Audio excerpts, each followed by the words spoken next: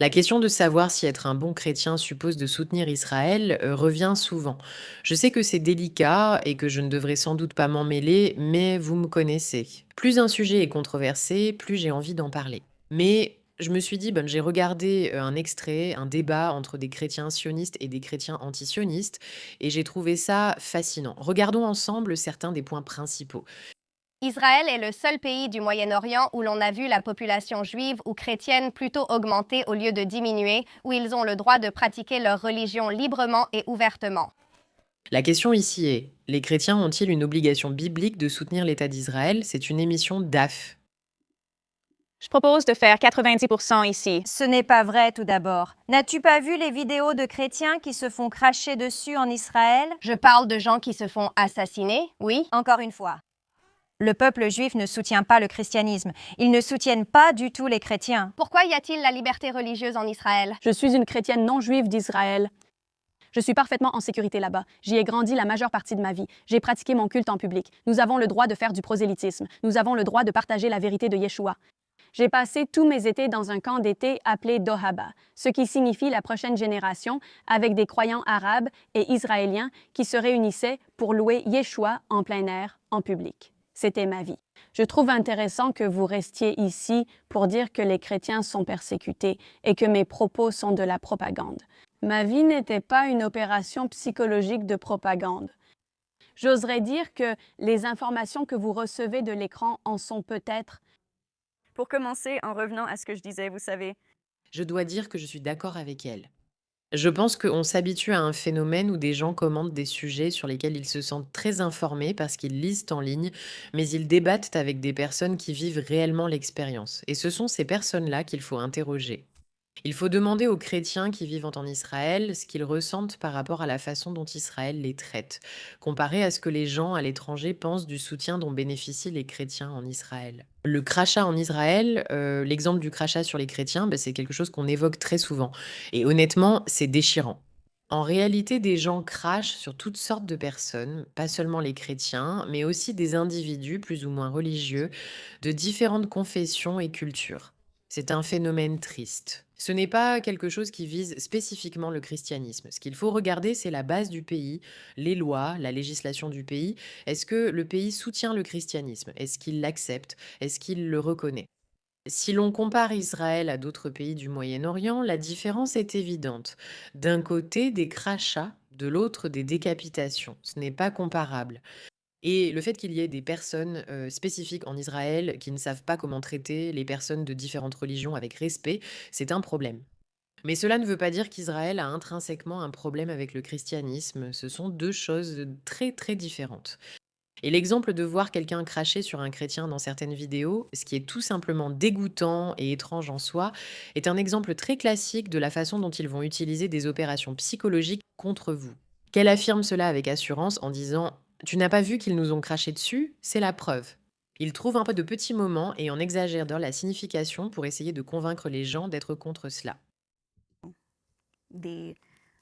L'affirmation selon laquelle, en tant que chrétiens, nous devrions soutenir Israël, ce que j'ai compris de la dernière question, c'est que c'était un peu comme si on supposait simplement que nous défendions, vous savez, le Hamas ou le terrorisme islamique. Donc, en fait, le caractère de Dieu ne permettrait jamais, il n'approuverait jamais une nation.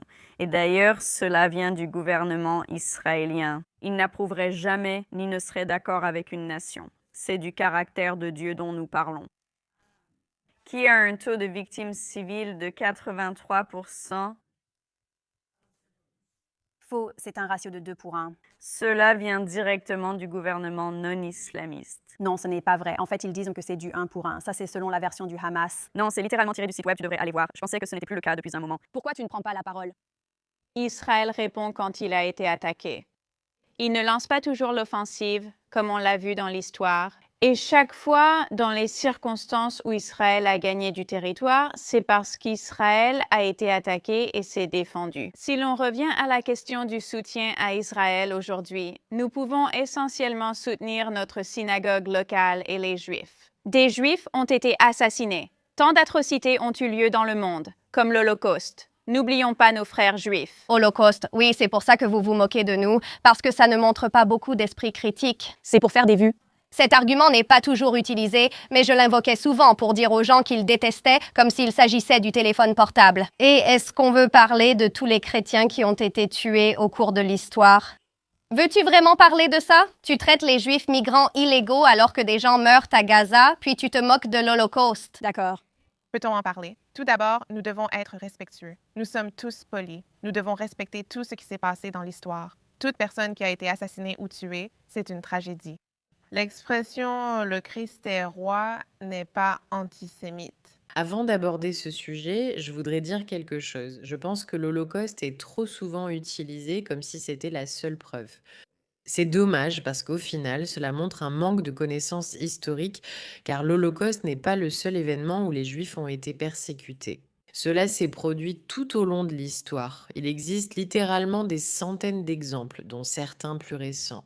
J'ai l'impression que, parce que les gens l'ont trop utilisé, car c'est un événement si dramatique et insensé, 6 millions de personnes ont littéralement été anéanties dans des camps à travers l'Europe. C'est quelque chose de difficile à comprendre, mais c'est un exemple facile. Et donc les gens s'y accrochent, et ensuite les réactions sont du genre « Oh bien sûr, tu vas parler de l'Holocauste ». C'est une façon erronée de voir les choses. La vérité, c'est que si ta religion enseigne qu'il faut prendre soin des personnes qui ont énormément souffert, les personnes juives ont vécu avec l'antisémitisme depuis des milliers d'années et ont été persécutées.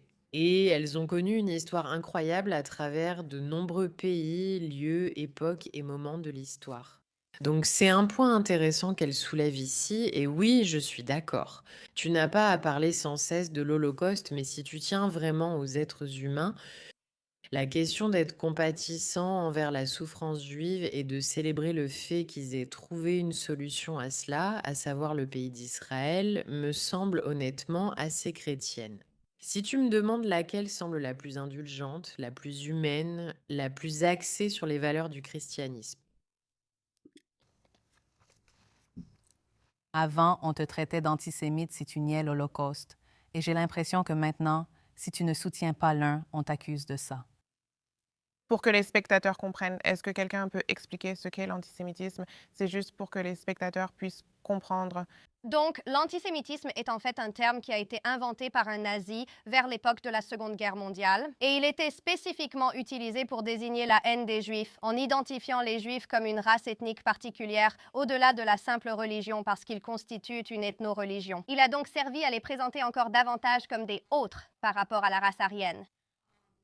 Et je trouve ça tellement ironique qu'on commence aussi fort avec du révisionnisme de l'Holocauste en attribuant cela au fait que le peuple juif se défend. C'est écœurant. Vous étiez tous d'accord avec cette affirmation, n'est-ce pas? Tout le monde l'a dit. Oui, mais voilà. Et le fait est qu'Israël ne croit pas ça. En réalité, il pense exactement le contraire. Alors, pourquoi Israël dit-il cela? Dis-nous ce qu'Israël pense. Te souviens-tu de ce qui s'est passé ou es-tu au courant de ce qui se passe dans l'actualité? Les gens, je veux dire, Candace Owens, l'une d'entre elles, a littéralement dit « le Christ est roi » et elle a été renvoyée pour ça. Quand quelqu'un dit « le Christ est roi » et que c'est dit dans le contexte de propos atroces, eh bien, oui, il faut regarder le contexte. Donc, quand ces versets sont mis côte à côte, mais spécifiquement « le Christ est roi », Je veux savoir où vous fixez la limite, car il semble que pour vous, seule la violence contre les Juifs compte comme limite, comme si rien d'autre ne pouvait être antisémite. Est-ce la seule limite? Sous-entendez-vous que vous soutenez l'antisémitisme? Comme L'antisémitisme, c'est être contre toute personne d'origine arabe. Donc, l'idée que l'antisémitisme soit la haine des Juifs, c'est juste pourquoi Quel est le lien avec l'origine arabe? l'antisémitisme? Je vais développer ça. Alors, attends. Est-ce que c'est seulement envers les Juifs? Parce qu'il y a d'autres peuples sémites, tu sais? Oui, c'est vrai. Est-ce que c'est seulement envers les Juifs? Oh, je veux dire, par exemple, si un musulman disait ça. Oui, ce serait équivalent à ça parce que, en tant que chrétienne, je ne me conforme pas aux valeurs chrétiennes. Nous comprenons tous l'antisémitisme et cherchons seulement à analyser le sens des mots. On est en train de le déconstruire. L'antisémitisme désigne généralement la haine des Juifs, tout comme l'islamophobie signifie la haine des musulmans ou des Arabes. C'est ainsi que le terme est utilisé couramment. Donc, essayer de séparer le fait que les peuples sémites peuvent aussi être arabes pour ensuite tenter de redéfinir ce qu'est l'antisémitisme, c'est idiot pour moi. Sémitique fait aussi référence à un groupe de langues en général. Donc, essayer de redéfinir ce mot ne fonctionne même pas, surtout si c'est pour tenter de s'excuser de ces actes flagrants d'antisémitisme. Mais moi, je le ferai. Regarde. Je ne suis pas chrétienne, donc mes croyances ne tournent pas autour de ces sujets. Mais ce que je trouve intéressant, c'est l'incapacité à voir cela. Si vous faites un certain commentaire sur quelqu'un comme Christ est roi et que vous l'utilisez de manière diffamatoire, cela en dit plus sur vous et votre personnalité que sur la véritable signification de cette déclaration. Candace Owens utilise tout le temps l'expression Christ est roi pour prouver qu'elle est supérieure aux Juifs et qu'elle les déteste. Et il y a une certaine légitimité à cela. Et il déteste vraiment le Christ. Et tout cela prend ce qui devrait être, du moins pour le christianisme, une déclaration sacrée et en fait ça la détruit vraiment. Et pour moi, c'est la conversation qu'il devrait avoir ici, n'est-ce pas? On peut débattre sans fin de la vérité de l'antisémitisme et de ce que cela signifie vraiment et de ce que cela veut dire d'être sémitique. Mais ici, la question n'est pas est-ce que Christ est roi est antisémite? C'est plutôt est-ce qu'utiliser ce terme qui est si sacré pour les chrétiens de manière diffamatoire est quelque chose qu'une personne qui représente vraiment le christianisme devrait faire? Je reviens toujours à cette question. J'aimerais vous demander si vous pouvez répondre où se situe la limite pour vous en ce qui concerne la discrimination envers les personnes juives. Je sais que vous allez dire oui, tout le monde, on ne devrait pas être méchant envers qui que ce soit. Nous rejetons la discrimination envers les personnes juives et nous opposons au sionisme. Nous nous opposons à la nation d'Israël. Nous ne nous soucions pas, vous savez, si une personne juive pratique sa religion. Franchement, ça ne nous dérange pas. Je veux dire, la plupart d'entre nous viennent de Floride. Nous vivons parmi la plus grande population juive d'Amérique, à part New York et certains autres États de la Nouvelle-Angleterre. Mais je le répète encore une fois, je m'en fiche, mais on est assez clair sur le fait qu'on est contre le gouvernement. Venir d'une famille juive ou d'un endroit où il y a beaucoup de juifs, ça ne veut pas dire que tu n'es pas antisémite. Mais je veux savoir encore une fois où est la limite. Parce que, tu sais, tu as dit qu'on n'a pas de haine envers les Juifs, mais pourtant, tu voulais citer le Talmud pour dire que les Juifs sont antichrétiens et donc que ça nous donne une justification, peut-être pas pour les haïr selon tes mots, mais disons que les actes parlent plus fort que les paroles. Tu sembles vexé par le Talmud? Je semble offensée par le Talmud, oui. Je suis offensée que tu cites ce texte sans l'avoir lu, car en tant que catholique, je déteste qu'on utilise des citations bibliques hors contexte pour diaboliser ma religion. Si l'une d'entre nous a déjà évoqué la théologie sur les réseaux sociaux, cela s'est sûrement déjà produit. Je ne parle pas pour vous, mais c'est mon hypothèse. En fait, j'ai un exemplaire du Talmud Zohar. Quelle version? La version standard. Pas de version standard. Laquelle? Je crois qu'il n'y en a que 2. Combien de temps as-tu mis à le lire? Je veux dire, c'est un livre très court, donc j'ai pris mon temps. Tu ne l'as pas lu. Je ne l'ai pas lu. J'avais l'habitude de me précipiter dans La tête, et ça peut l'être. Une seconde, ça peut l'être. En fait, j'adore ce point qu'elle a soulevé, à savoir que si vous prenez n'importe quelle déclaration religieuse, d'accord, la Bible, le Coran, etc., et que vous la sortez complètement de son contexte, ce n'est pas une représentation de ce que la religion défend. Et c'est quelque chose dont on pourrait dire que je suis coupable parce que je parle tout le temps de déclarations tirées du Coran. La question que vous devez vous poser, c'est de savoir dans la façon dont la religion agit réellement, quelle partie de ces déclarations, étudiées pendant toutes ces années, mettent-ils réellement en pratique? Donc dans le Coran, bien sûr, il y a des déclarations sur le fait que vous devez être pacifique, blablabla, yada yada. Mais il y a aussi d'autres déclarations qui ne sont pas aussi pacifiques. Et ensuite, vous devez vous demander comment les islamistes agissent-ils? Et il est assez clair de voir dans quelle direction ils vont. Le Talmud demande une étude approfondie et continue toute la vie pour en saisir le contexte, la signification et les nuances. Il est aussi rempli de débats, c'est l'essence du livre. Le livre présente un débat d'opinions variées. Prendre une seule citation et dire « voilà ce que les Juifs font et croient », alors que si l'on regarde vraiment qui sont les Juifs, comment ils se comportent, quel est leur système de croyance et ce qu'ils mettent en pratique, c'est une toute autre conversation. Et c'est une conversation qui doit vraiment avoir lieu. Toute personne qui répond à cela, je devrais vous suivre. L'antisionisme est-il antisémite? Oui, le gouvernement d'Israël n'est pas le sionisme, d'abord. Donc, quand elle vous a demandé si vous étiez contre le sionisme et que vous avez répondu que vous étiez contre le gouvernement d'Israël, ce sont deux choses différentes. En plus de cela, encore une fois, d'un point de vue catholique, le pape François lui-même a déclaré en 2015 lors d'une interview qu'on pouvait être opposé au gouvernement d'Israël. Tu peux être en désaccord avec eux politiquement, mais être contre l'État d'Israël et son droit d'exister, c'est de l'antisémitisme. C'est cibler uniquement la seule nation juive. Quand vous dites être contre l'État d'Israël, cela veut-il dire que vous demandez sa destruction? Non, eh bien, alors qu'est-ce que cela signifie? Je dirais qu'ils sont déjà là. Donc, comme ils sont déjà là, je ne dirais pas ça. Non, je pense qu'ils ne devraient pas être déracinés, car c'est là qu'ils ont été placés. Mais savez-vous que lorsqu'ils ont décidé de créer la nation moderne d'Israël, ils avaient en fait plusieurs endroits différents qu'ils envisageaient, Et pourquoi ont-ils refusé ces endroits? qu'ils ont simplement décidé. Parce qu'ils ont décidé qu'ils voulaient être sur leur terre natale? Lors du Seder, pendant l'une des grandes fêtes juives, ils disent « l'année prochaine à Jérusalem », exprimant leur souhait de retrouver leur terre natale. Ils ont refusé ces lieux car il ne s'agissait pas de la terre, mais de leur autodétermination. Jésus a célébré cette fête. Je crois qu'il voulait parler. Donc le sionisme, c'est simplement le nationalisme juif. Et le sionisme a émergé dans une vague de nationalisme à travers l'Europe, dans un contexte d'avant la Première Guerre mondiale. Donc oui, il y avait différents lieux qui étaient débattus. C'était même avant la chute de l'Empire ottoman. Aucun contexte ne permettait d'imaginer l'État moderne d'Israël. Encore une fois, le sionisme, ce n'est pas l'État d'Israël. Le sionisme, c'est simplement le nationalisme juif, ce qui, encore une fois, ne s'est pas produit en vase clos uniquement pour le peuple juif. Nous avons vu cela se produire dans tout le Moyen-Orient dans un contexte d'après Première et Seconde Guerre mondiale.